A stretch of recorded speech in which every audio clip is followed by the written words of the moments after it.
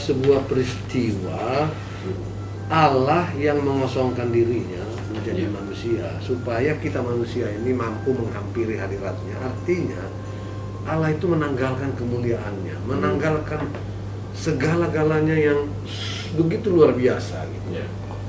Maka oleh karena itu kita mestinya ketika merayakan Natal juga harus bersedia menanggalkan keegoan kita, menanggalkan kecintaan kita atas diri sendiri.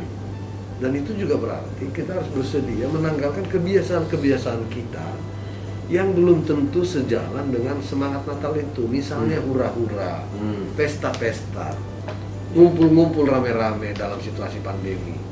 Harus bersedia kita menanggalkan itu demi menyambut Dia yang sudah mengosongkan diri. Itu catatan saya yang pertama. Yang kedua, cinta kasih Allah yang mendasari semua tindakan itu. Dan cinta kasih Yesus Kristus itulah yang mestinya menggerakkan kita membangun persaudaraan. Pandemi ini adalah sebuah badai, sebuah gelombang yang menghantam kita semua. Banyak orang kehilangan makanan, banyak orang kehilangan pekerjaan, banyak orang tertekan, banyak orang frustrasi, banyak orang sekarang dikarantina karena penyakitnya. Kita semua menghadapi gelombang itu. Tetapi apakah kita semua satu kapal? Di situ problemnya. Natal ini mengajak kita untuk membangun persaudaraan. Artinya untuk mereka-mereka yang ditelan ombak, ditelan gelombang yang berada di luar kapal, mari tangan kita meraih mereka untuk masuk ke dalam kapal kita bersama. Supaya kita bersama-sama menghadapi gelombang ini gitu. Bersama-sama bisa mendarat atau merapat ke dermaga. Jangan hanya kita yang menikmati di kapal ini merapat ke dermaga, sementara begitu banyak orang yang nggak bisa memberi anaknya makan. Kita berbaju baru, ada pohon terang dengan lampu kerlap-kerlip segala. Saya nggak katakan itu salah, tapi kita ajak yang lain ikut masuk ke dalam kapal kita, ikut bersuka cita supaya di Natal ini. Itu yang kedua.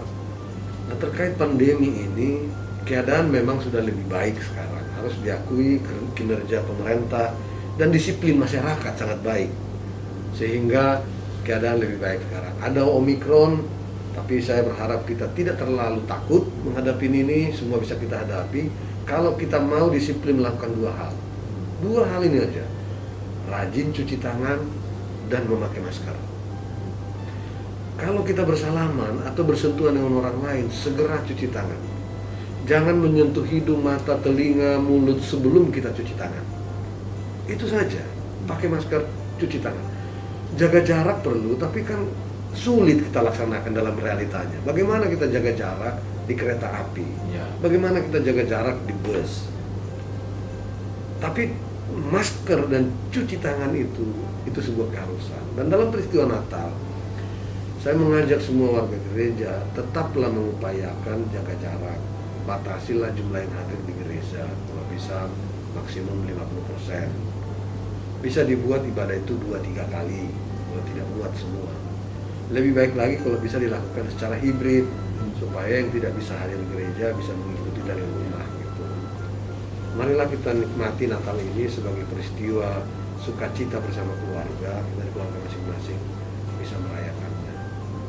Nah, khususnya kepada teman-teman pers, Warna terkhusus lagi, mari kita beritakan berita sukacita ini sehingga setiap pembaca juga merasakan sukacita Natal. Saya percaya teman-teman dipakai oleh Tuhan untuk mengabarkan berita sukacita.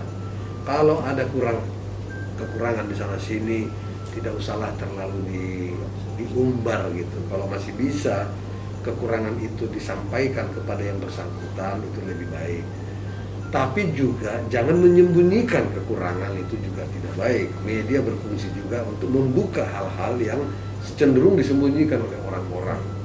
Natal ini juga harus membuka semua gitu. Tapi kalau masih bisa disampaikan kepada yang bersangkutan secara langsung, ngapain juga mesti diumbar, kecuali memang dia memiliki kepentingan umat dan dia nggak mau dibilangin, ya silakan. Saya kira pers juga, saya percaya Warna ada dalam arah itu. Ya sekarang ini di Semeru cukup banyak pengungsi, tetapi yang tidak kalah merisaukan adalah pengungsi di Papua, karena banyak orang menyangkal tidak ada pengungsi di Papua. Saya baru kembali dari Papua, Sekung PG baru kembali di Papua. Ada 4 kabupaten itu mayoritas penduduknya 4 kabupaten itu ada di pengungsian, keluar dari kabupaten. Bahkan ada 1-2 kabupaten yang kosong sama sekali. Mereka ada di Wamena, di Jayapura, dan di berbagai tempat lain mengungsi. Saya jadi teringat perjalanan akibat perintah Kaisar Agustus. Semua orang berjalan. Maria dan Yusuf juga kesulitan mencari tempat. Pengungsi yang ada di Papua, yang ada di Semen, lebih dahsyat penderitaannya daripada perjalanan Yosef dan Maria. Jadi kalau drama-drama Natal di gereja kita begitu mengharukan, mestinya pengungsi di Papua dan Semeru itu lebih mengharukan lagi dan mengajak kita untuk peduli dan berbagi dengan mereka. Saya mengajak gereja-gereja untuk mengumpulkan persembahannya untuk mereka yang ada di pengungsian. Ini momen baik bagi kita untuk melantangkan cinta kasih Kristus lewat kita. Semua kita anugerah yang luar biasa dari Tuhan, tapi ada begitu banyak orang yang kurang beruntung. Mari kita kumpulkan persembahan Natal untuk mereka. Pertama-tama saya memohon maaf kepada para pengungsi di Papua. Ketidakmampuan gereja bersama-sama dengan pemerintah untuk memenuhi hak-hak saudara-saudara untuk merasa aman di kampungnya sendiri. Kita masih terus berjuang bagi tegaknya hak asasi manusia. Kita masih terus berjuang untuk penyelesaian masalah Papua. Saya percaya pada waktunya kita akan bisa atasi ini semua. Sekali lagi, yang pertama saya mohon maaf untuk itu kepada saudara-saudara yang mengungsi di Papua.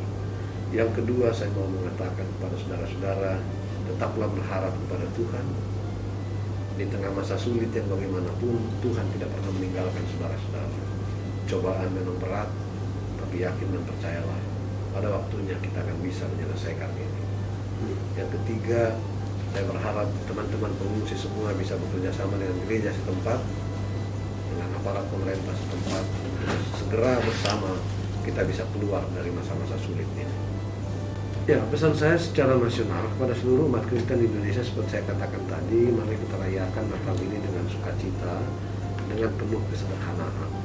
Kesukacitaan itu tidak harus diwujudkan dalam bentuk hura-hura, dalam bentuk hadiah, pesta, dan sebagainya. Tapi kesukacitaan itu diwujudkan dengan kepedulian terhadap sekitar kita, berbagi terhadap sekitar kita, dan sedia memberi. Natal identik dengan memberi, bukan menerima.